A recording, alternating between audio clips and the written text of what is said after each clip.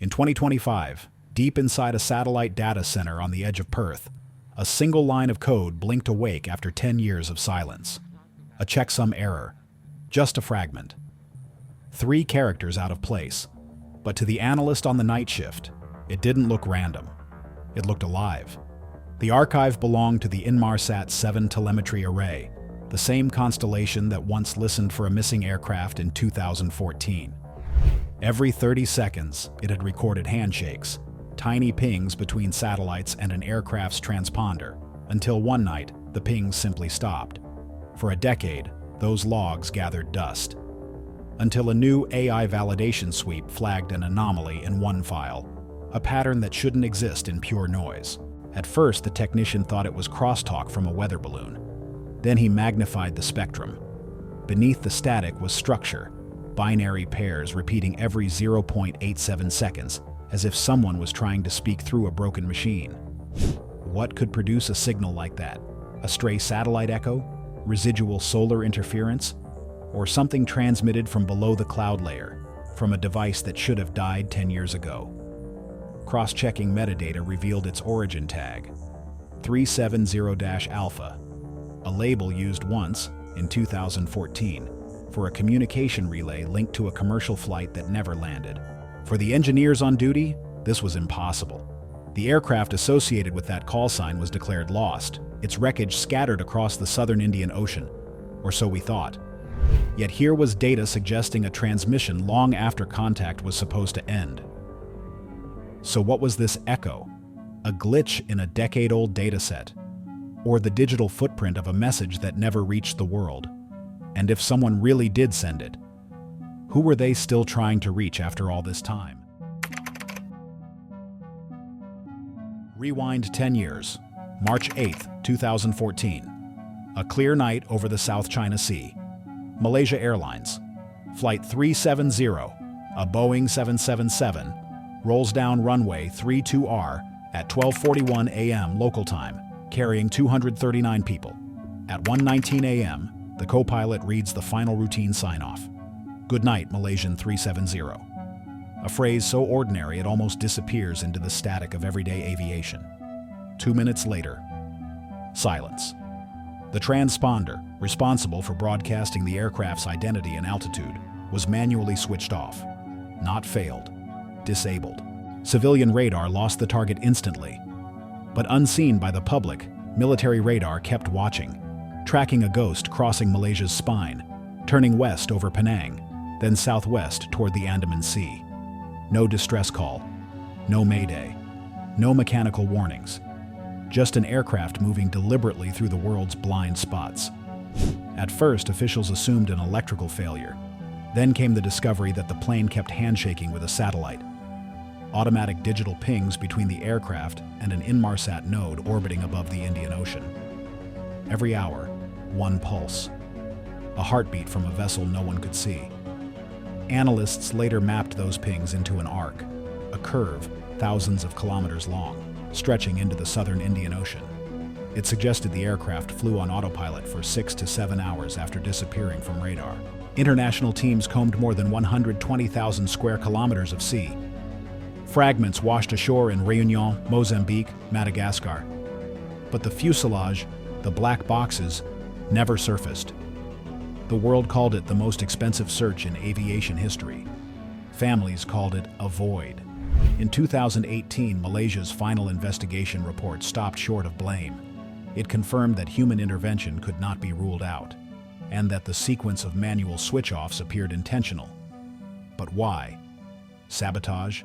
Suicide? System hijack? No theory fits all the data. And so the case froze, an open file marked unsolved. Until the anomaly reappeared in 2025, a single packet in the Inmarsat archive, time-stamped 2:20 UTC, exactly 1 hour after that final radio call. If that packet truly came from Flight 370, then someone, or something, on board was still alive, still connected, and still reaching out from the dark. To understand what that final data packet meant, we have to understand how a modern jet talks to the sky. Every few seconds, A Boeing 777 whispers in digital code: altitude, engine temperature, speed, fuel flow, millions of numbers moving invisibly through the atmosphere. But when all else fails, one system remains awake: a satellite link called SATCOM, built to keep aircraft in contact even beyond the range of any radar. When a plane connects to an Inmarsat satellite, it performs what engineers call a handshake. Think of it as a check-in ping. Are you there? Yes, I'm here. Each handshake carries precise timing data, the delay between send and reply, and that delay reveals distance. Multiply by geometry, and you can trace a curve across the ocean. That's how investigators built the now famous Seventh Arc, the ghost path where Flight 370 is believed to have ended. But the 2025 anomaly didn't fit any normal handshake.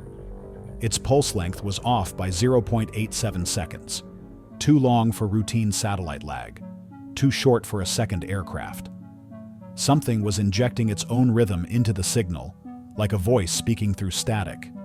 Could this be noise, cosmic interference, or the echo of a personal device connecting under stress? A phone, a tablet, anything still fighting for a signal? Inmarsat's archives are structured like layered tape. Each channel records a stream of binary, ones and zeros, followed by a checksum to confirm integrity. When a packet fails, software discards it as corrupt. But modern AI reconstruction doesn't discard, it rebuilds. The Reanalysis project in 2025 applied temporal interpolation, essentially rewinding time inside the data, filling gaps that older software ignored. That's how they found the outlier: a series of bits repeating 14 times, encoded not like aircraft telemetry but like text, compressed, irregular, yet unmistakably human in pattern. If those bits truly belonged to a passenger device, they would prove that at least one personal transmitter remained functional long after official systems went dark. But correlation isn't confirmation. Investigators still argue. Was it a phantom signal bouncing off the ionosphere? A ground-based test mistakenly logged under the same identifier? Or evidence of human persistence, a hand reaching through noise? One analyst compared it to a whisper caught between thunderclaps. Too faint to be certain, too distinct to ignore. If real, this was the first non-system message detected after 1 a.m. UTC on March 8, 2014, a full hour into the disappearance window. Now the question shifts from what to who. What transmitter could still be alive at that altitude? What kind of human condition allows one final burst of code when oxygen is fading and systems are collapsing? If the data holds even a fragment of intentional pattern, then somewhere inside that static, there was a message. And that means someone was still there to send it. Imagine being weightless in blackness. No stars, no horizon, no sound, except the whisper of air thinning around you. That's the condition analysts believe existed inside Flight 370's cabin during its final recorded hour. But inside that void, a single device, a smartphone, tablet, or data modem, may have blinked once more. The reconstructed bits weren't telemetry. They formed an irregular pulse, binary spacing that mirrored human typing rhythm. 12 clusters, pause, 3 clusters, then silence. To the decoding team, it resembled someone pressing send through interference so thick each keystroke dissolved before the next arrived. Was it desperation or discipline? An engineer trying to communicate under impossible conditions. When data forensics experts modeled oxygen depletion inside a sealed aircraft, they found a narrow survival window, roughly 6 to 9 minutes before hypoxia overwhelms judgment. Yet this packet appeared nearly 1 hour after radar contact was lost. If the numbers hold true, it means someone endured. Awake, alert, and still trying to reach the world. In those conditions, breathing becomes work. Fine motor control slips. Vision narrows to a tunnel. But the need to send a signal, to say anything, can override even panic. Human beings are wired to reach out, even when the air is vanishing, even when no one is listening. Across every recovered data set, engineers searched for confirmation. Was there another transmission, A follow-up burst? A duplicate checksum? Nothing. No second message. No repeating identifier. Just that one outlier, like a single heartbeat on a flat line. Still, that one packet changed everything. Because buried inside its binary chaos was a brief string that, when visualized, looked almost intentional. 12 ascending bits forming a slope, as if spelling a climb. Coincidence? Compression artifact? Or the digital fingerprint of a human while refusing to disappear? The analysts called it Echo 7. They stopped describing it as data. They started calling it a voice. If that's true, then this isn't just telemetry. It's testimony. A whisper trapped inside noise, carried across 10 years of static. We may never know who pressed send, but the signature pattern suggests the device belonged to a passenger seated near mid-fuselage, one of the few areas where satellite signal could still penetrate if the cabin insulation had begun to fail. For the families, that detail means something profound, that someone inside Flight 370 fought until the very end to be heard. Aviation investigators call it an unverified transmission, but to those decoding the anomaly, it feels like something else entirely. A final human signal that never reached its destination. Every mystery divides the world into camps. Flight 370 is no different. For a decade, investigators, engineers, and theorists have tried to fit its fragments into a single coherent story. And every story fails at least one fact. So tonight, we follow the evidence down three possible paths. 1. System failure. The simplest theory begins with machinery, a sudden decompression, electrical cascade, or cockpit fire. Systems blink out one by one, pilots unconscious, aircraft drifts until fuel exhaustion. It explains the silence, it fits the autopilot arc, but it collapses when faced with the pings. Automatic handshakes require active power management. Someone or something kept restarting that link. So either the fire spared the electronics, unlikely, or an automated subroutine maintained connection far longer than physics allows. Modeling shows the cabin temperature would have dropped below freezing within 20 minutes. Battery chemistry slows, circuits falter. Yet the handshake continued for hours. Machines don't bend rules like that, unless commanded to. 2. Human intervention. Then there's the human theory, that someone in the cockpit chose this route. Flight simulator data recovered from the captain's home computer mirrored the South Arc trajectory almost perfectly. Coincidence? Practice? Or premeditation? Official reports stopped short of accusation, but behavioral analysts noted a troubling pattern. Routine call-outs ceased minutes before systems shut down. Manual input appeared in control logs even after radio loss. Could grief, ideology, or desperation explain that? Or was the pilot coerced? The human theory accounts for deliberate actions, but not for the final anomaly. If a pilot planned a clean disappearance, why allow any residual signal to escape, unless it wasn't meant to? 3. External interference. The third path lies in the data's strangeness itself. The 2025 reconstruction revealed pulse intervals inconsistent with normal satellite geometry.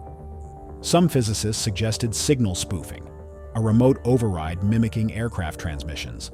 In cybersecurity terms, a digital hijack. If true, the aircraft's control could have been redirected without cockpit consent.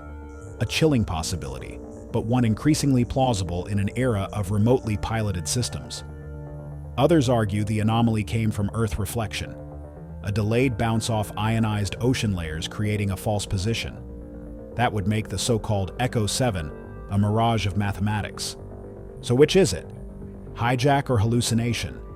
Every hypothesis solves part of the puzzle and breaks another. System failure explains debris. Human intervention explains the route. External interference explains the anomaly. None explain all three at once. For the families, theories aren't competition, they're lifelines. Each one promises closure, then slips away like wreckage beneath the waves. But with the re-emergence of the 2025 data file, all three paths begin to intersect. Because inside that recovered packet, analysts discovered a timestamp alignment connecting the final handshake, a possible passenger device ID, and a short burst of encrypted telemetry from a ground relay never previously cataloged. 3 signals, 3 theories, colliding in one instant of time. If that's coincidence, it's extraordinary. If it's correlation, it changes the investigation forever. Which brings us to the next question. What exactly did the new analysis reveal inside those merged signals? When the 2025 anomaly surfaced, investigators thought it was noise. Then, deep in a redundant drive cluster in the Inmarsat storage array, they found something that made even the skeptics pause. 3 signals: the handshake echo, the irregular passenger packet, and a ground relay checksum, all aligned at the same second. 2:20:17 UTC. A perfect temporal collision. Coincidence? Unlikely, because each of those signals had traveled through separate systems, separate satellites, frequencies, and encryption protocols. Yet all 3 intersected at the same digital timestamp. To verify it, analysts ran a synchronization model, an algorithm designed to reconstruct what the overlapping signals might represent if treated as a single event. They called it Project Confluence. Project Confluence wasn't traditional investigation. It was reconstruction through inference, taking 10 years of stored telemetry and reassembling what physics alone couldn't prove. The result was a ghost simulation of the final 8 minutes of Flight 370's transmission trail. And inside that reconstruction, something new appeared. A pattern resembling voice band modulation, the same bandwidth used for low data voice compression, embedded inside the binary chatter. The first time it played back, the lab fell silent. It wasn't words, at least not recognizably, just tone variations spaced like speech. 4 peaks, 1 descending valley, then static. AI filters attempted phonetic recovery. They produced fragments that looked eerily structured. Ake, air, low, hold. Too fragmented to confirm, too deliberate to dismiss. Was it mechanical feedback from the aircraft's audio circuits, or the shadow of a human voice trying to pass through failing systems? To rule out coincidence, Project Confluence ran comparison sweeps across thousands of Inmarsat sessions. No other recorded flight produced this spectral pattern, not one. Then an engineer noticed something else. Within the packet's header data, the digital envelope, there was an origin tag identical to an older maintenance signal from the aircraft's satellite data unit. The ID matched the same system used for passenger Wi-Fi relays, meaning this wasn't random atmospheric reflection. It came from inside the aircraft network. For months, the discovery stayed internal. No press releases, no leaks. Until one of the data scientists left a single encrypted post on a public forum. You were right. The signal was layered. Someone tried to speak. It vanished within hours. For the official investigators, it changes nothing. No new wreckage, no confirmed origin, no physical proof. But for the analysts building digital resurrection models, it changes everything. Because if a layered signal existed, then multiple systems were active simultaneously. Power, pressure sensors, voice compression, all online at the same instant. And that breaks every previous timeline model of total electrical failure. In technical terms, it reopens the case. In human terms, it reopens a wound. Because if that voice band trace was genuine, then someone inside Flight 370 may have survived longer than anyone dared to believe. In the weeks after the Confluence playback, analysts across 3 continents tried to replicate the result. Each one confirmed the same signature pattern, a layered transmission, buried inside telemetry that should have been impossible after power loss. If verified, it means one thing: the aircraft's communication array came back online. Briefly, autonomously, and without human command. For engineers, that possibility is exhilarating. For investigators, it's terrifying. Because if a deactivated system can restart itself mid-flight, what else could it have done? Could software have re-engaged autopilot? Could an external signal have forced a reboot? And if the plane was already in its final descent, what triggered that reactivation? Aviation theorists now speak of residual autonomy. The capacity for embedded systems to maintain function even when human control is gone. It's a design meant for safety, but in this case, it may have written the final line of the tragedy itself. Some believe this moment, the layered signal, was an automated echo, a ghost in the software acknowledging a final failsafe. Others believe it was a person, one voice, one breath, breaking through the static for a few impossible seconds. If that's true, then our understanding of the disappearance changes forever. Flight 370 may not have simply vanished. It may have persisted, digitally, invisibly, in the narrow space between life and data. And if one human signal can survive 10 years of noise, what else might be buried in the archives? In the months since Project Confluence, independent labs have begun to apply its algorithms to other unexplained aviation events. Already, one European team claims to have found a similar pattern in a 2009 transatlantic disappearance file. Different aircraft, different continent, same fingerprint. Coincidence? Or connection? Official agencies remain silent. Families wait for answers that never quite arrive. And the ocean, indifferent, infinite, keeps its secrets. But data does not die. It sleeps. Somewhere inside terabytes of telemetry, the story of Flight 370 may already be complete. We just haven't learned how to read it yet. Maybe the final signal wasn't a message to us at all. Maybe it was the system's own way of saying goodbye. Or maybe it's still trying to speak. The ocean isn't silent. It's still transmitting. Fragments, whispers, coordinates that don't belong to any known aircraft. Some say a second signal just appeared in the archives. Different timestamp, same fingerprint. If you want to hear it first, stay connected. We're decoding it next.